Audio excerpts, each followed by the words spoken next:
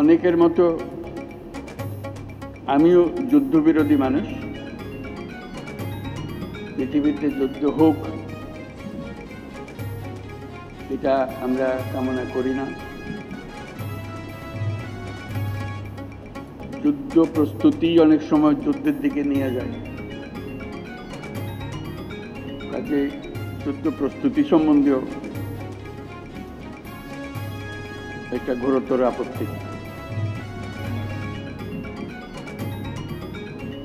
কিন্তু এমন বিশ্বে আমরা বাস করি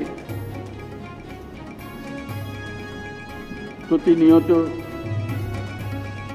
যুদ্ধের হুমকি আমাদের ঘিরে থাকে। তো সেখানে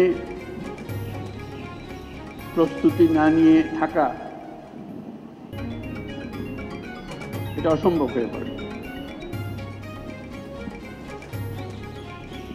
এখন আমরা যখন কথা বলছি